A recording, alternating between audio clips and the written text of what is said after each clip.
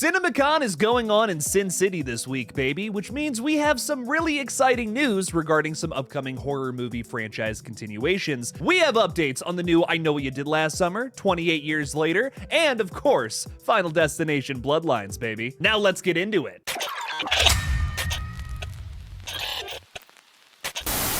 Hey everybody, I'm KillJoy Jake, and I know what you did last summer, you dirty dog, you. Anyways, let's kick off this little update video by talking about some summertime sorrow in the form of a vengeance-seeking fisherman. My favorite. Cinemacon just debuted a teaser trailer for the new I Know What You Did Last Summer film premiering to the public on July 18th. According to Deadline, the sizzle reel opens up with Outer Banks star Madeline Klein going to take a nice relaxing meditative bath when her smoking hot boyfriend is impaled by an arrow or maybe a spear that drags him away. It's giving me some Hard Eyes vibes, but still, nonetheless, sounds like a really awful and terrifying kill. Somehow, our new characters are able to figure out that another group of teenagers were in the same very unique situation as the new teens are now many decades ago. These teens ran over some random guy on the road just like the original film, and instead of going to the cops, they're going and finding Jennifer Love Hewitt and Freddie Prinze Jr., who still haven't confessed to the crime that they committed all those years ago. How did they figure that out? I guess we'll find out on July 18th. Madeline Klein has a line saying, "Do you think this is some kind of fucked up karma for what we did? Or someone saw what happened?" Actress Chase Sue Wonders even dramatically exclaims, "Something is coming after us." The kicker is at the end of this reel, however, where Jennifer Love Hewitt is finally revealed playing her iconic character once again, which is exciting, but she gives a really cheesy line that reads verbatim, "I just have one question. What did you do last summer?" I hate to sound so harsh and blunt here, but I am struggling to stay excited for this one. I know that this is kind of judging a book by its cover, but man, these descriptions sound ultra cheesy, like just a sandwich with no meat, no bread, just cheese on top of cheese. And on top of that, it's a continuation to a franchise that doesn't need to be a franchise, man. Many folks who attended the screening are comparing this new film to Scream, and even saying that it looks better than the new modern continuations in that franchise, which is honestly hard for me to believe after these reports. The other thing too about this comparison that really grinds my gears is I Know What You Did Last Summer and Scream are literally only similar in tone. They are two completely different franchises with completely different stories going on. Where the Scream franchise is malleable and has a concept that can truly go on forever, I Know What You Did Last Summer is like the complete opposite. It is way too personal of a story to just keep making sequels to. You're trying to tell me that a new group of teenagers in this same universe also runs somebody over in the same town where it happened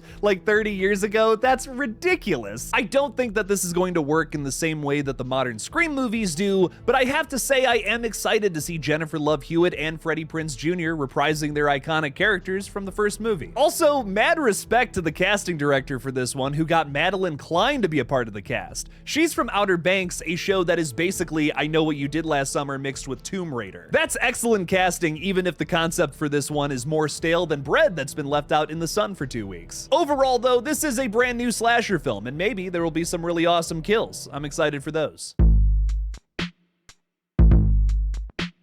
Director Danny Boyle shared a brand new teaser trailer for 28 Years Later, the third film in the 28 Whatever Later franchise, and it was apparently explosive and laced with jump scares. I guess this little tease was pretty ominous, showing pissed off, hungry 30-year-old zombies trying to eat Aaron Taylor Johnson and his on-screen son Alfie Williams. We also get to see more of The Bone Temple, that the sequel with the same subtitle will likely focus on more too. And yes, that is actually going to be the sequel to 28 Years, not the Corn with a P parody. Ralph Fiennes' character narrates the clip, and we even learn that he was a survivor of the original outbreak. Lots of fun stuff from this panel, but maybe the most interesting detail we got was from Danny Boyle himself, not even from the teaser, who said that the studio is really relying on these first two films to do well at the box office so that the third film can get made. This makes sense as to why we haven't gotten really any news about the third film while the first two are so detailed. We already know that Danny Boyle and Alex Garland, the writing-directing duo that brought us the original classic, are back to kick off this trilogy, while Nia DaCosta from Candyman 2021 will direct the sequel with another script from Garland. It seems like Garland actually did write a script for a third film, but it's just not in production yet, where the first two are already shot, ready to go, ready to release. Now, if you're worried about both of these films not doing well at the box office,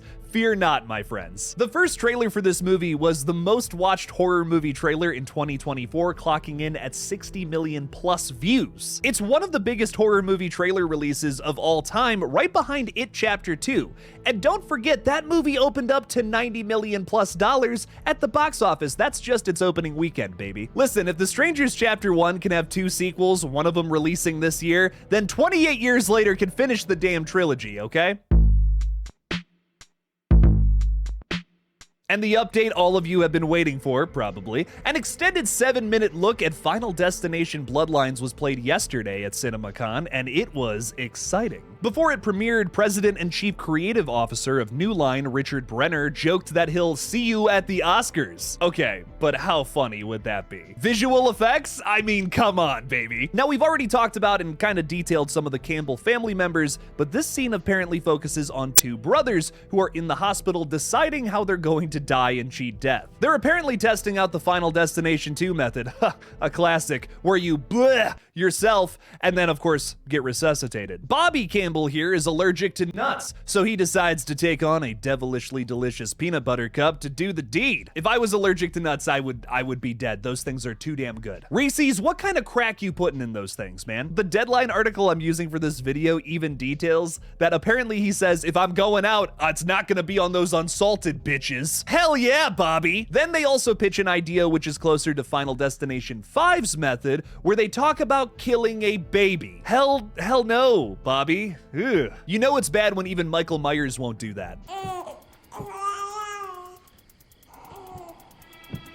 The plan doesn't go very well, however, as the character is somehow sucked into an MRI machine and crushed with a wheelchair. Brutal! Oh god, I can't wait to see that on the big screen. Please don't release it before this movie comes out. Now, remember how I was just saying that the 28 Years Later trailer was like one of the biggest horror trailers of all time? Well, the Final Destination Bloodlines trailer surpassed it. Just like the aforementioned zombie series, I am sure that Final Destination Bloodlines is trying to kick off a new trilogy here. I wouldn't be shocked. This is a franchise that is worth over $600 million and will likely try to hit the billion mark with this new run. And this goes without saying at this point, but pretty much every franchise continuation is trying to just get like a little bit of steam rolling so that they can just keep pumping out more and more movies. It used to be just like a trilogy, but now it's like, no, let's keep making them. They keep making money, so fuck it. Just like the Scream franchise, I feel like the Final Destination series is super malleable. You can just keep making these movies forever and no one's gonna bat an eye. I think there's an infinite amount of possibilities for different situations that our characters could have premonitions about, cheat death, and then, well, death comes for them. Just like how there's an infinite amount of motives someone behind a ghost face mask might have. While I think that Final Destination Bloodlines is going to try to tie everything together, I feel like that's very limiting. I hope that they're able to find a way to do that